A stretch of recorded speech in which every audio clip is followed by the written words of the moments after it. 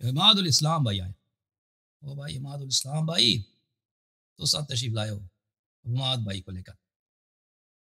ہمارے عماد صاحب ہمارے اچھے بھائی اور عزیز بھائی عماد بھائی.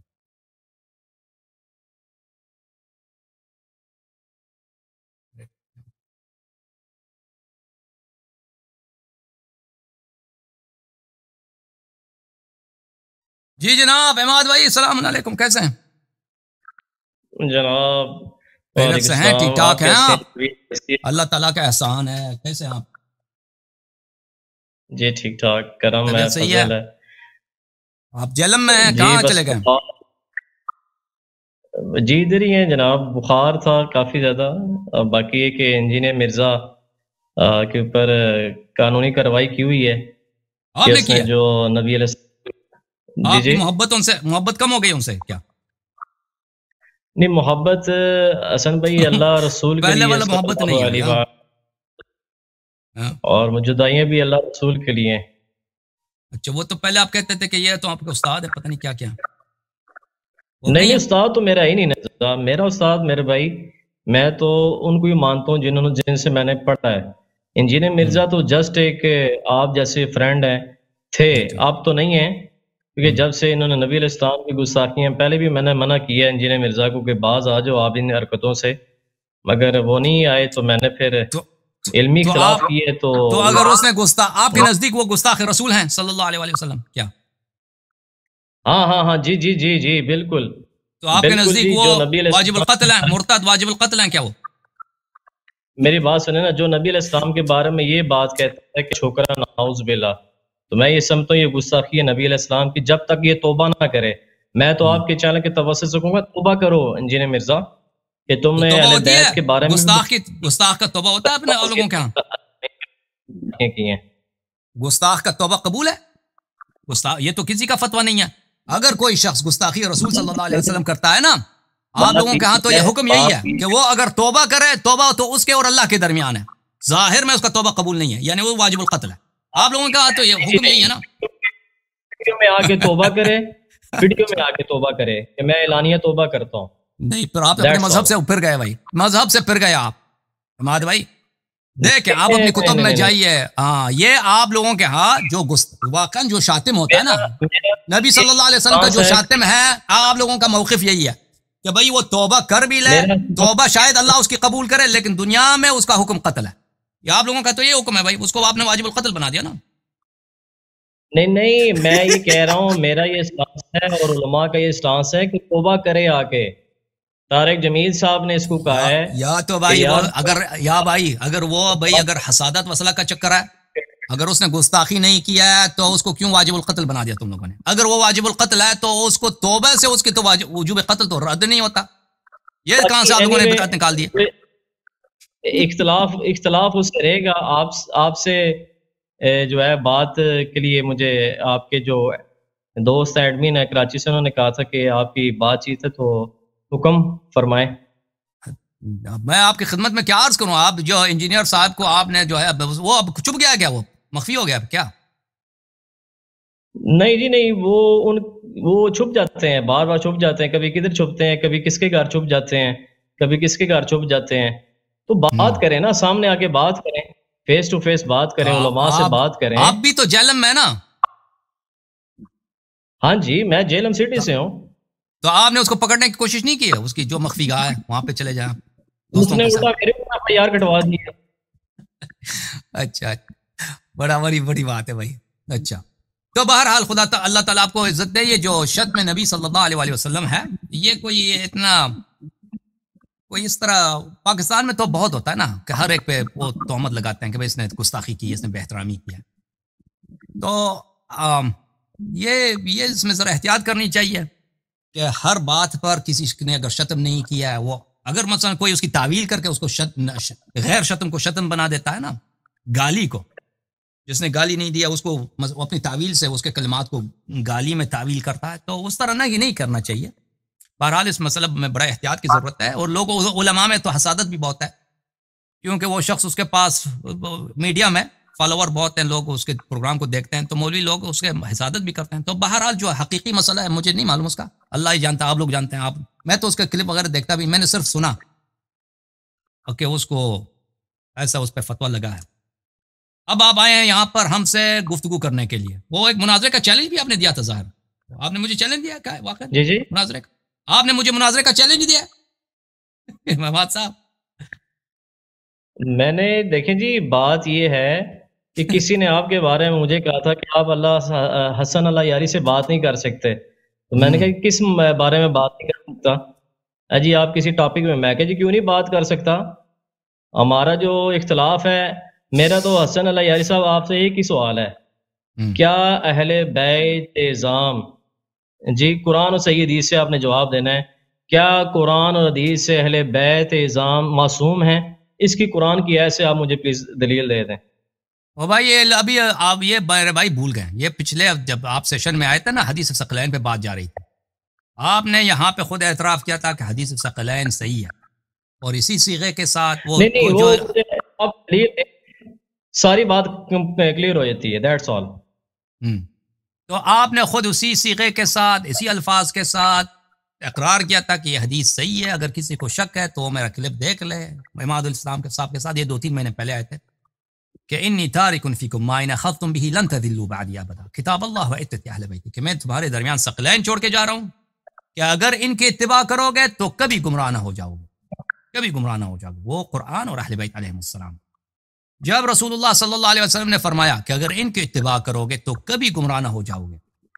مثلا میں اگر انجینئر محمد علی مرزا کی اتباع کروں تو ہو سکتا ہے میں گمراہ ہو جاؤں، کیونکہ وہ جب جملہ خطا کہے گا، غلط کہے گا، تو میرا عقیدہ غلط ہو جائے گا. تو اگر فتویٰ دے گا نماز کا غلط ہے، نماز کا فتویٰ اس نے غلط دے دیا، وضو وغیرہ، تو میں تو گمراہ ہو گیا، سنت سے نکل گیا.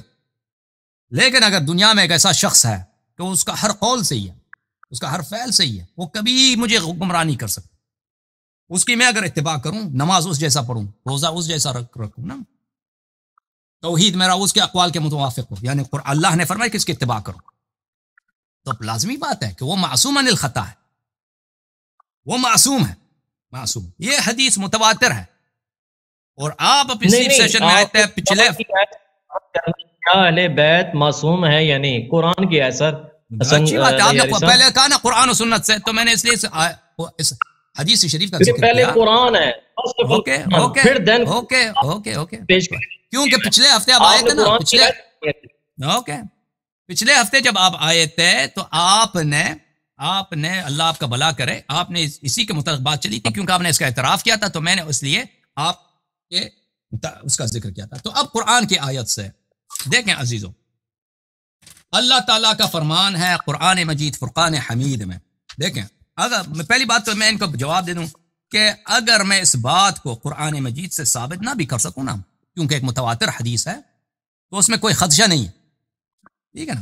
ایک شخص اگر مسلمان ہے تو وہ کبھی نہیں کہتا، کافر کہہ سکتا ہے کہ بھئی فلان مطلب قرآن میں دکھاؤ، مسلمان کبھی نہیں کہہ سکتا کہ مجھے حدیث نہیں پسند، حدیث پہ مجھے قرات نہیں ہے. ابھی آتے ہیں بات آپ کی، آتے ہیں بات آپ کی، باتیں مولوی صاحب آتے ہیں، مولوی صاحب آتے ہیں. مسلمان کبھی نہیں آپ قرآن اور قرآن کی ایت سے یہ چیز ثابت بیت معصوم ہے، یہ بات آپ سے گزارش میں کر رہا ہوں. فرض کرے میرے بھائی، میں اگر قرآن سے ثابت نہیں کیا، میں نے سنت سے ثابت کیا، تو کیا میرے مدعا مردود ہے؟ فیل ہو جاتے ہیں نا سر. کیوں فیل ہو جاتی ہے؟ آپ نے قرآن سے ثابت کیا، قرآن سے نہیں ہے پھر سنت سے.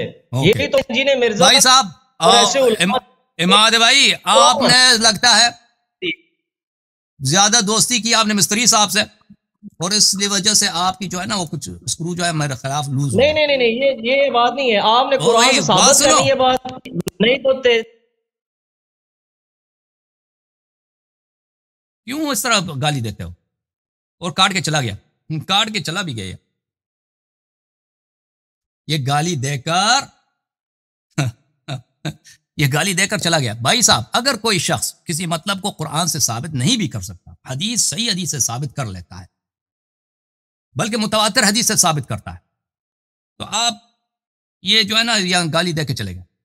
میں بہت معذرت کرتا ہوں میں اپنے ناظرین سے کہ یہ شخص دیکھیں ٹوپی لگا کے وہ ادھر بہت افسوس. وَإِذَا خَاطَبَهُمُ الْجَاهِلُونَ قَالُوا سَلَامٌ. اللہ تعالیٰ نے فرمایا کہ جب جاہلین آپ کو مخاطبہ کریں تو آپ ان کو سلام کہہ دیجئے. تو میں آپ کو صرف کہتا ہوں سلام. تو قرآن مجید کے روح سے ملاحظہ فرمائیے عزیزو، یہ کتاب صحیح مسلم، چاپ دار الفکر، مسلم ابن حجاج قشیری نیشابوری کی کتاب جو سنہ 2010 دار الفکر بیروت میں چھپی ہے. حدیث نمبر 1207 باب فضائل النبی صلی اللہ علیہ وآلہ وسلم. ایک منٹ میں اس کو فل اسکرین کر دوں کیونکہ یہ کاٹ کے چلے گئے، یہ جو ہے گالی دے کے چلے گئے مولوی صاحب.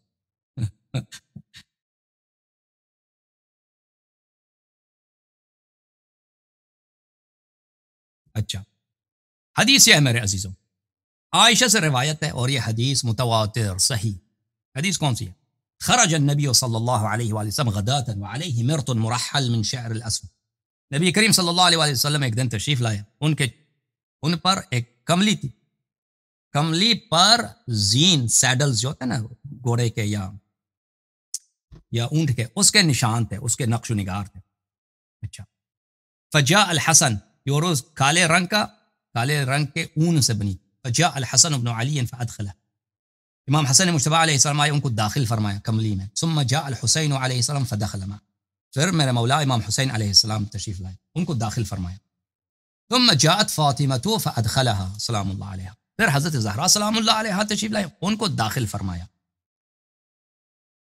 ثم جاء علی فادخلہ، پھر علی علیہ السلام تشریف لائے، پھر ان کو داخل فرمایا.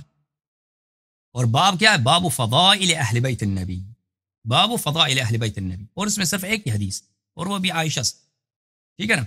اگر اہل بیت میں ازواج ہوتے تو چاہیے تھا مسلم کو، جو آپ کا اتنا بڑا بھائی ہے، اس نے کتاب لکھا ہے، قرآن کی بہن کہتے ہیں نا، قرآن کا بھائی کہتے ہیں، اصح الکتاب بعد القرآنی الصحیحات. اچھا، تو اس میں ازواج کی بھی کچھ فضائل شامل کرتے، تو کیونکہ وہ فاضل آدمی ہے مسلم ابن حجاج، وہ جانتا ہے کہ ازواج جو ہیں اہل بیت میں سے نہیں ہیں، تو وہاں پر اہل بیت کو تعریف کرتا ہے مسلم کہ اہل بیت کون ہے. تو رسول پاک صلی اللہ علیہ وسلم تشریف لائے، کالے رنگ کا کملی ہے.